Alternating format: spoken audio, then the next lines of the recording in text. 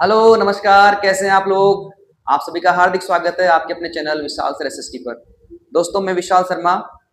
आज हम पढ़ने वाले हैं क्लास 10th। सब बहुत इंपॉर्टेंट टॉपिक है, यूनिफिकेशन ऑफ जर्मनी। इस टॉपिक से बहुत सारे क्वेश्चंस बनते हैं, और अगर आप अभी क्लास 10th में पढ़ रहे हैं तो ये आपके लिए पूरे 5 नंबर का क्वेश्चन हो सकता है।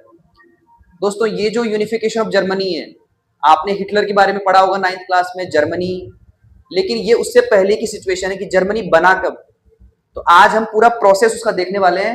इस प्रोसेस से बहुत सारे क्वेश्चंस बनते हैं, ऑब्जेक्टिव क्वेश्चंस, इसके अलावा 2 मार्क्स क्वेश्चंस, और लॉन्ग क्वेश्चंस तो बिल्कुल सीधा सीधा ये बनता ही है कि डिफाइन या describe all the complete process of unification of Germany. तो आपको क्या करना है, ये पूरी जो प्रोसेस है उसको ब्रीफ करने का क्वेश्चन आता है। मैंने इसको एक फ्लो चार्ट में बनाया है, तो फ्लो चार्ट से तो आप टॉपिक समझेंगे, लेकिन इसकी जो पॉइंट्स हैं वो भी आपको बहुत अच्छे से समझ में आएंगे। तो आज आप पूरे वीडियो देखिए, तभी जो है जर्मनी का यूनिफिकेशन आपको समझ में आएगा। अब हम शुरू करते हैं। सबसे पहले बता देता हूं मैं आपको कि जो जर्मनी है, वो जो आज का आप जर्मनी देख रहे हैं वैसा जर्मनी नहीं था। ये बहुत सारे कन्फेडरेशंस जो हैं उनका एक यूनिट था, और जर्मनी में बहुत सारे अलग अलग जो यूनिट्स थे वो अलग अलग, जो फ्यूडलिज्म हमने पढ़ा है उस तरह से फ्यूडलिस्ट जो है उन्होंने कंट्रोल किया हुआ था। इसके अलावा जो ऑस्ट्रिया है, कुछ पार्ट ऑस्ट्रिया के पास था, कुछ पार्ट डेनमार्क के पास था, और ये लोग क्या है उस जर्मनी के उस पार्ट को ऑक्यूपाई करने के लिए एक दूसरे से लड़ते रहते थे। तो उनके बीच में छोटी मोटी लड़ाइयां झगड़े चलते रहते थे कि वो जर्मनी के उस पार्ट को अपने पास रखे। जर्मनी जो है उसके पास बहुत सारा रिसोर्स था, कोल, आयरन। या आपने 9th क्लास में हिटलर जब पढ़ा था हमने, rise of Hitler in Germany, तब उसमें देखा था हमने कि जो जर्मनी है वहां पर ट्रीटी ऑफ वर्साई जब हुई थी, उस ट्रीटी ऑफ वर्साई के बाद, फर्स्ट वर्ल्ड वॉर के बाद, लोगों ने उसके ऊपर जितने भी वर्ल्ड वॉर की जो सारी जो इसका एक्सपेंडिचर था वो जर्मनी पे डाल दिया था। क्यों? क्योंकि जर्मनी के पास रिसोर्सेज बहुत सारे थे। तो Germany is very rich in natural resources. तो उन रिसोर्सेज की वजह से जर्मनी का जो पूरा पार्ट था उसको बहुत सारे कंट्रीज ऑक्यूपाई करना चाहते थे। उनमें से डेनमार्क था, फ्रांस था, आपका इटली था, और जो है और भी कई सारे कंट्रीज थे, प्रशिया था, ऑस्ट्रिया था। अब इसका यूनिफिकेशन जो शुरू होता है ना, उससे पहले की थोड़ी सी बात आपको बता देता हूं मैं। जर्मनी का यूनिफिकेशन अभी की बात नहीं है। जर्मनी का यूनिफिकेशन की जो प्रोसेस है वो बहुत पहले से स्टार्ट हो गई। आपने फ्रैंकफर्ट पार्लियामेंट के बारे में पढ़ा है, इसी चैप्टर में दिया हुआ है फ्रैंकफर्ट पार्लियामेंट। तो वहां पर जो फ्रैंकफर्ट पार्लियामेंट है, उस फ्रैंकफर्ट पार्लियामेंट में सेंट पॉल चर्च, वहां पर लोग इकट्ठे हुए, और उस चर्च में उन्होंने डिसाइड किया कि हम जर्मनी को एक यूनिफाइड जो है कॉन्फेडरेशंस जो हैं उन सबका एक डेमोक्रेटिक कंट्री बनाएंगे, डेमोक्रेटिक नेशन बनाएंगे। लेकिन वो डेमोक्रेटिक नेशन जो है वो उसका जो रूल, जो किंग है, वो किंग क्या रहेगा, कॉन्स्टिट्यूशन के अंडर में रहेगा, यानी कि वहां पर रहेगी कॉन्स्टिट्यूशनल मोनार्की। इसके लिए उन्होंने जो प्रशियन किंग था उस वक्त का, फ्रेडरिक विलियम फोर, उसको उन्होंने कहा कि आप यहाँ के राजा बन जाइए और जर्मनी जो है वो एक यूनिफाइड नेशन बन जाएगा। लेकिन उस वक्त उसने मना कर दिया कि नहीं नहीं, मैं ऐसा नहीं कर सकता, मैं इसको नहीं ले सकता। तो अब हम बात कर लेते हैं यूनिफिकेशन की। अब बाद में क्या हुआ कि उसी कंट्री के जो आर्मी चीफ था, उसका नाम था ओटो वन बिस्मार्क। उसने डिसाइड किया कि मैं जर्मनी का यूनिफिकेशन करना चाहता हूं। क्यों? क्योंकि उसकी एक पॉलिसी थी, ब्लड एंड वॉर।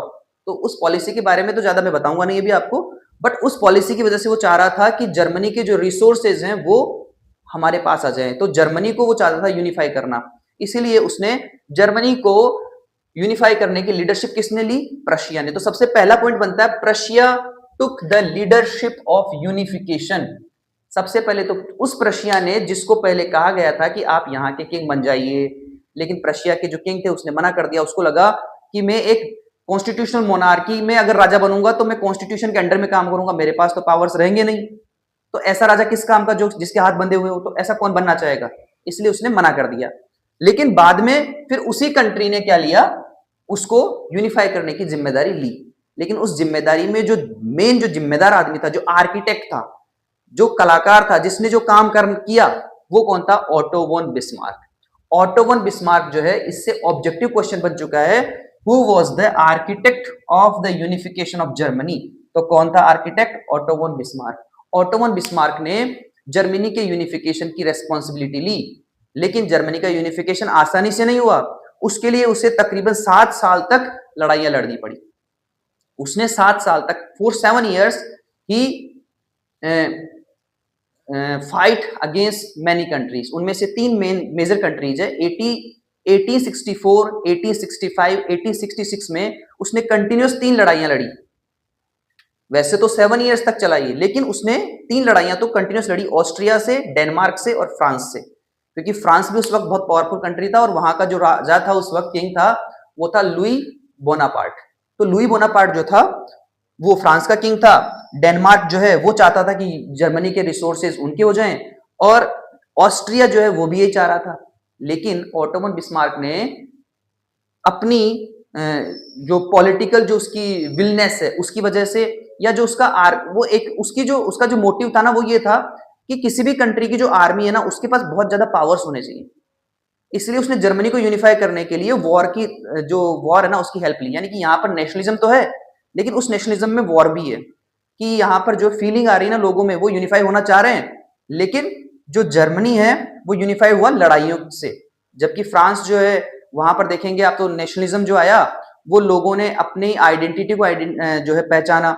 लेकिन यहाँ पर जो है ओटोवन बिस्मार्क ने जो फेडरेशंस थे, बाद में छोटे अलग अलग फेडरेशंस थे, उनको यूनिफाई किया, उसमें उसने हेल्प ली वॉर्स की। तो 3 कंट्रीज से उसने लड़ाई लड़ी। तो जो थर्ड पॉइंट है आपका वो ये है, जर्मनी जो है यूनिफाई हुआ 3 वॉर्स ओवर 7 इयर्स। 7 साल तक 3 मेजर लड़ाइयां लड़ी गई। उनमें से एक हुई ऑस्ट्रिया की, सेकंड है डेनमार्क और थर्ड है फ्रांस। तो इन 3 कंट्रीज से उनकी लड़ाइयां हुई, वॉर हुआ।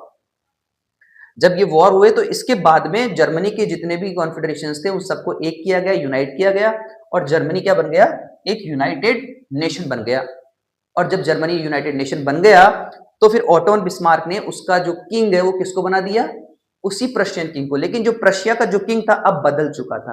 1848 फ्रैंकफर्ट पार्लियामेंट, उस वक्त किंग था विलियम फोर, लेकिन अब कौन है किंग, विलियम फर्स्ट। वहां पर फ्रेडरिक विलियम फोर है, यहां पर है विलियम फर्स्ट। तो उसी को क्या बनाया गया, ही प्रोक्लेम्ड द जर्मन एम्परर। जनवरी 1871 में जर्मनी का किंग बना विलियम फर्स्ट, जो कि प्रशियन किंग था। तो आपको एक बात ध्यान रखनी चाहिए कि जर्मनी जो है उसके यूनिफिकेशन में सबसे बड़ा आर्किटेक्चर कौन है, बनाने वाला कौन है, ओटोवन बिस्मार्क। जबकि जर्मनी का जो राजा है वो कौन बना, विलियम फर्स्ट। 1871 में जो सारा प्रोसेस है वो कंप्लीट हो गया और इसके लिए एक सेरेमनी की गई। सेरेमनी मतलब एक फेस्टिव टाइप में सेलिब्रेशन किया गया, और वहां पर एक प्रॉपर, जैसे आप हमारा जैसे ओथ सेरेमनी होती है, आपके स्कूल्स में हम जो है स्टूडेंट्स काउंसिल बनाते हैं तो उसकी भी एक सेरेमनी होती है जिसमें हम उनको ओथ दिलवाते हैं। तो ऐसे ही यहाँ पर भी एक सेरेमनी हुई जिसमें उसको प्रॉपर तरीके से प्रोक्लेम किया गया कि he will be the king of Germany. तो ये सेरेमनी कहाँ हुई, वर्साई में। और बाद में जो फर्स्ट वर्ल्ड वॉर के बाद में जो ट्रीटी ऑफ वर्साई जिसकी हम बात करते हैं वो भी फिर इस वर्साई में हुई थी। तो ट्रीटी ऑफ वर्साई जहां हुई थी उसी वर्साई में क्या हुआ, जर्मनी का किंग बनाया गया विलियम फर्स्ट को। फिर विलियम फर्स्ट जब किंग बन गया तो ओटोमन बिस्मार्क ने गवर्नमेंट बनने के बाद में जर्मनी को मॉडर्नाइज करने के लिए बहुत सारे स्टेप्स उठाए। वो कौन कौन से स्टेप्स थे, इन्होंने करेंसी जो है वो नई बनाई, मॉडर्न करेंसी। इसने ट्रेड और जो एक्सपेंडिचर है उसके लिए नई नई पॉलिसीज बनाई। ट्रांसपोर्ट और कम्युनिकेशन को डेवलप किया। ये हमने पहले भी पढ़ा है, पहले भी मैंने आपको बताया था कि किसी भी कंट्री के डेवलपमेंट में ट्रांसपोर्ट और कम्युनिकेशन जो है बहुत इंपॉर्टेंट रोल प्ले करता है। तो यहाँ पर भी इन्होंने क्या किया, मॉडर्नाइज किया जर्मनी को, ट्रांसपोर्ट और कम्युनिकेशन को डेवलप किया। इस तरह से जर्मनी क्या बन गया, एक बहुत ही अच्छा नेशन बना। दोस्तों ये जो जर्मनी का यूनिफिकेशन है ये आपके क्लास 10th के चैप्टर 1 में दिया हुआ है, और वहां पर बहुत ही इंपॉर्टेंट चीज है, क्योंकि यहाँ से हर मतलब every year the CBSE is going to be put up a question. तो आपको एक क्वेश्चन तो डेफिनेटली मिलने वाला है यहाँ से, तो इसको आप अच्छे से समझ गए होंगे। आपको ये जो पॉइंट्स हैं, इन पॉइंट्स से ही 5 पॉइंट्स आपको यूज करने हैं to write the answer of 5 marks. तो लॉन्ग क्वेश्चन अगर आता है तो आप इन्हीं पॉइंट्स का यूज कर सकते हैं 5 नंबर लाने के लिए। तो मुझे लगता है कि आप लोगों को ये समझ में आया होगा। अगर आपको अच्छा लगा है वीडियो तो वीडियो को लाइक जरूर करें। आपका बहुत प्यार भी मिल रहा है, मैं देख भी रहा हूँ कि बहुत सारे बच्चे जो लाइक कर रहे हैं और सब्सक्राइब भी कर रहे हैं चैनल को, बट अभी भी स्टिल समथिंग इज मिसिंग। मैं चाहता हूँ कि जो बच्चे बहुत सारे पढ़े हुए हैं मेरे पास, मैं उनसे रिक्वेस्ट करता हूँ और आपसे भी जो वीडियो देख रहे हैं, please subscribe the channel so you get the notification of the next video. और प्लीज़ आप वीडियो अगर पसंद आया हो तो लाइक ज़रूर करें। Thank you so much.